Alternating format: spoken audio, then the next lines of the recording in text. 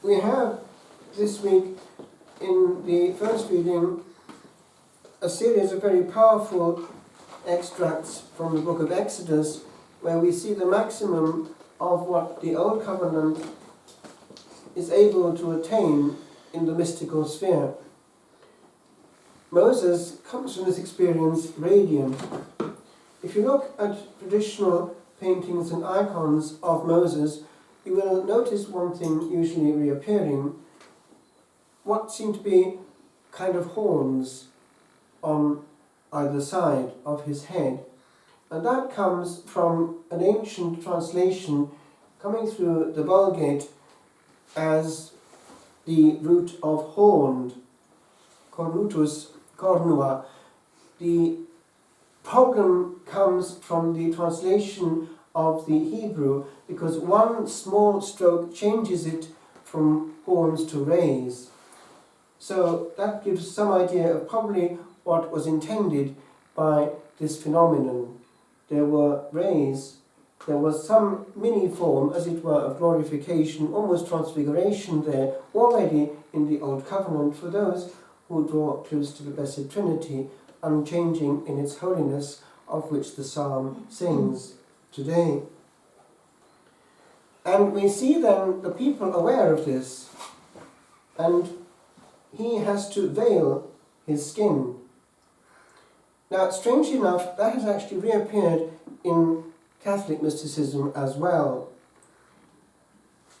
There was one of the royal saints, it was either Elizabeth of Portugal or Elizabeth of Hungary, they were related actually, those two, who had that experience after the death of the husband, becoming more and more orientated towards serving the Lord with the means that they had, founding hospitals and so on.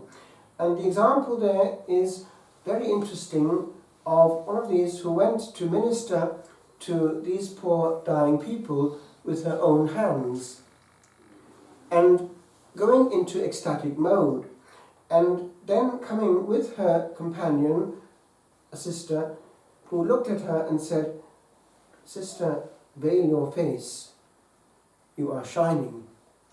And that was interesting insofar as it combined something of the vertical with the horizontal in perfect harmony. Notice that it was in adoring Christ, at that point present in the poorest of the poor, that she went into ecstatic mode, because she answered her companion, "We have really met Christ today." And we find that recently in our time with Mother Teresa of Calcutta. Indeed, she has been captured on a negative with some kind of light coming out of her. It's in Malcolm Rutledge's book, Something Beautiful for God. But she did teach her nuns, and remember now that they still have a very Eucharistic life with adoration at the centre of it, that they were to treat physically these poorest of the poor with the same reverence that the priest had for the sacred species at the altar. They were handling in that form the Lord's person and body. This element of light has come generation after generation, especially in the East. Great mystics like Seraphim of Sarov have had it. Indeed, there was one, a friend of his, who came to him to spend some time in prayer with him and prayed with him all night on the mount, rather like Moses. And towards dawn, as the sun was rising, his friend was just about awake still, saw that he was going into light and ecstasy. And his friend, Seraphim of Sarov, was still in touch with his friend and said to him, when he saw that he too was being caught up in it, "What do you feel?" And he, his friend, replied, "I feel an immense peace, a profound or unspeakable well-being." And Seraphim answered, "This is the peace of which the Lord spoke, and of which the world knows nothing." So it's not effervescence and bubbliness as the world knows, over our jars of Guinness in the pubs that is the essence of joy. That is on the periphery of the being. Peace can be there even in the midst of pain. And actually Teresa, for whom we're offering now this Mass, is a good example of that, because she is always upbeat, as you have noticed, and actually able to joke and laugh. It's interesting. The joy is there in a Christian soul who is abandoned, a lesson unto all. For in the will that made us there is peace, and in his perfect will is our perfect peace. Now, I want to zoom in for a second to Martha, who was also serving the Lord, but here directly. And she's been taken by the Christian centuries as the model for those who are doing the same, even on the level of orders. The Dominicans and Franciscans look to this saint because they are engaged in what we call active contemplation. Contemplari, to contemplate, et contemplata, and the contemplated things, aliis, tradere, to hand over to others, the blend, not distinguishing, not compartmentalizing things. It's one whole. And remember that. You can't perform and not be in mode of contact.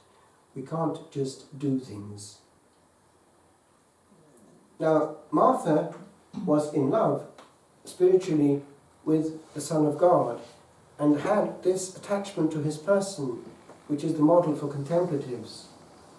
But she sometimes, in the interests of serving that loved one, was so much occupied with getting the service right that she missed his presence when it was there.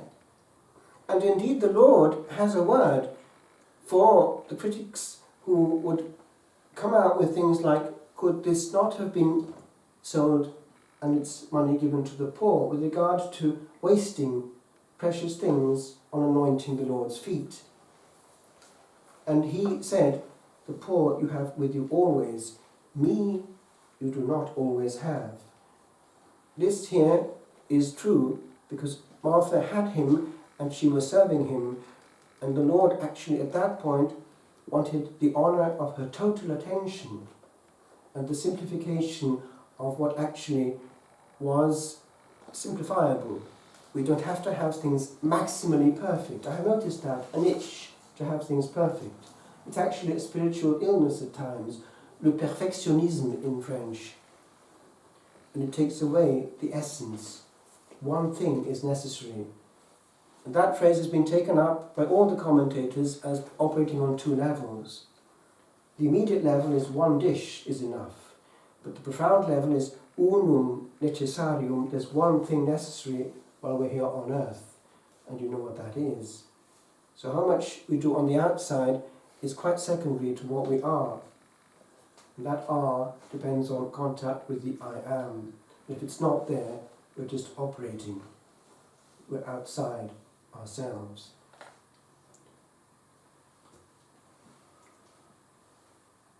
The question of the presence, as we're now about to bring the Lord as our guest into this house, is something that I'd like to pause for just for a few seconds before now I begin to ask the Lord to come among us and also to grace Teresa with what she needs. It's the fact that when we're close to that presence, we need to sharpen our vision because we don't actually see. And humanly speaking, we tend to operate on the visual level. Hence it is that what is happening now massively out there is a victory for the enemy of the presence, who attacks God in the presence. It is to strip that presence of its protection in the form of otherness. That otherness which even the Jews had at the foot of Mount Sinai, trembling, and which we have lost. Because when we come into that matiness with the Almighty, although the Lord is our brother, we forget that he is also our King, our Redeemer, and also our Judge at the end of time. And he is the one that is ordering us and not us him. because that's what's happening. We're bossing him around. We think that we can invent our liturgies without reference to his divine will, indicate it clearly, and get away with it, as though he were not part of the worship. That's pure illusion. We're worshipping our ego. We're on an ego trip and drawing the people to look at us and not at Jesus. And the fruit is empty churches. You look around and see the churches that are full. They're those where God is honoured and man disappears before that cloud of glory. I just finished with a quote from one of these great mystics who loved the Blessed Sacrament. This is Sister Mary of the Trinity, who died during the war years, 1942. I am always with you, even when you do not see me.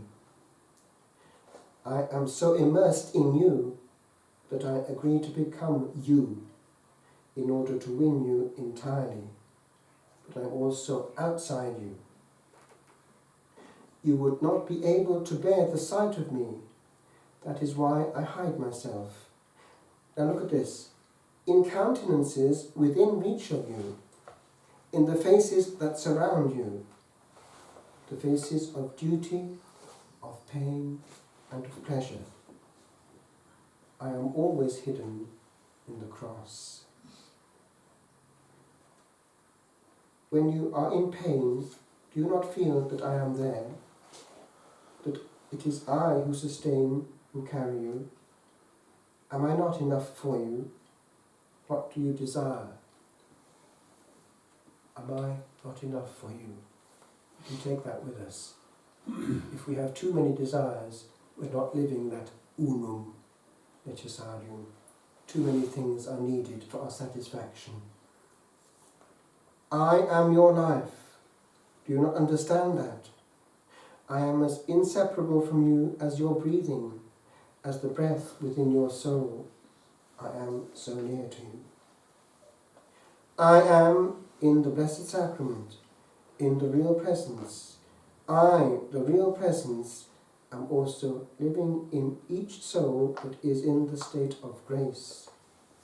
Why do you not, in spirit, adore my presence in your neighbour? Do you see there? No distinction. We love and honour the Lord in all his manifestations. Ah, if you understood how happy each soul could be in my intimacy. The pettinesses that blind you would of themselves disappear in this ever-growing quest for love. And I am love, I who answer as soon as I am called. I give myself to all souls, but I have secrets to give each one that are for her alone, with her mission, which is hers alone.